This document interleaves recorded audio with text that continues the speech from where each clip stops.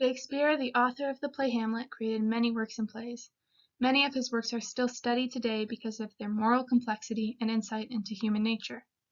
In his play Hamlet, Shakespeare shows the deepness and complexity of human nature. He shows both the good and evil in man. Hamlet's love and devotion are the cause of his actions for revenge. Hamlet loved his father and was deeply devoted to him. The ghost of Hamlet's father said to him, "If thou didst ever thy dear father love, revenge his foul and most unnatural murder." It was Hamlet's love for his father that caused him to take Claudius's life in revenge. Similarly, Laertes loved his father Polonius. He also attempted to revenge his father's death after Claudius convinced him that this was the best option by saying, "Laertes, was your father dear to you, or are you like a painting of sorrow, a face without a heart?" Ophelia responded differently to the death of her father, but still out of love, when she went mad and committed suicide. However, not every character acted out of love. Claudius murdered the old king out of selfishness and greed. He wanted the throne and Gertrude for himself. In Act 3, Claudius mentions that he will not ask God for forgiveness for his evil deed of murder, because he wants to keep the rewards for himself. He says, "That cannot be, since I am still possessed of those effects for which I did the murder, my crown, my own ambition, and my queen." It also seems like the dead king's ghost acted out of selfishness when he told Hamlet to revenge his murder.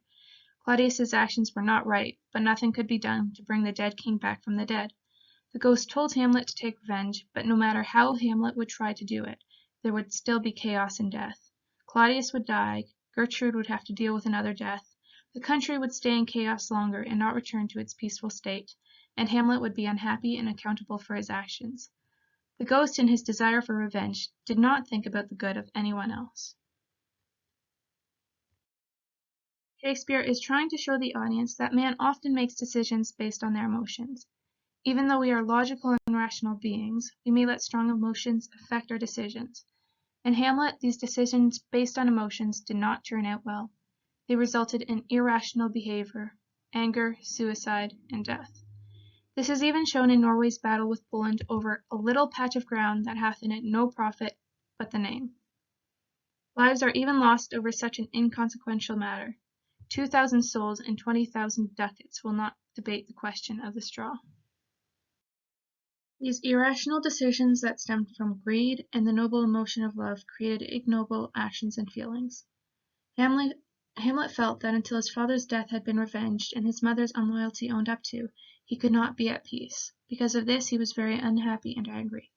He also began to dislike himself. He described himself as very proud, revengeful, ambitious, with more offences at his beck than he had thoughts to put them in, imagination to give them shape, or time to act them in. Laertes and Claudius also showed unhappiness and anger through their words and actions when they spoke of the death of Polonius and when they plotted Hamlet's death.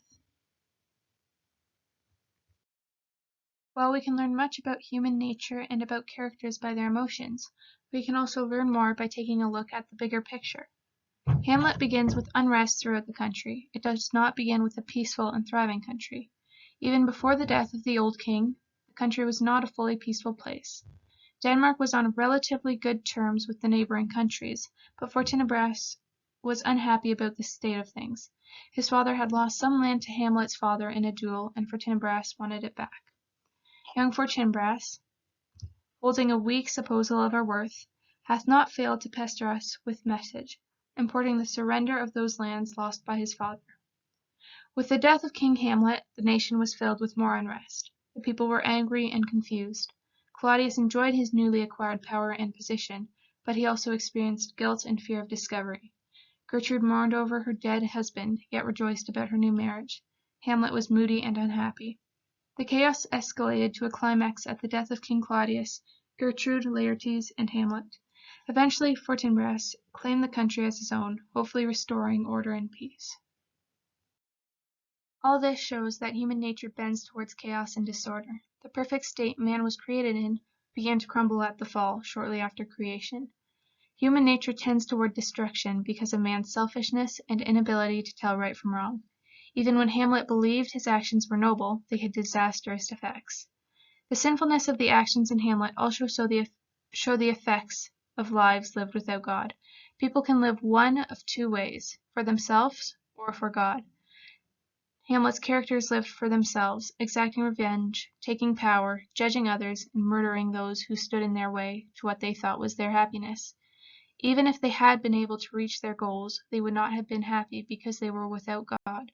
To be happy, one must live life for something or someone greater than themselves. Shakespeare uses his play Hamlet to show that humans are complex, moral creatures created by a moral God, but they are also sinful beings. Man thinks rationally, but may act irrationally. It is by God's grace that man is kept from acting out the full extent of his sinful nature. From Hamlet, we can learn about and better understand human nature. Moral, logical people with good intentions may act immorally. Noble intentions like love and devotion can lead to revenge and happiness, anger and death. Hamlet is not just an entertaining play, it also gives deep insight into human nature.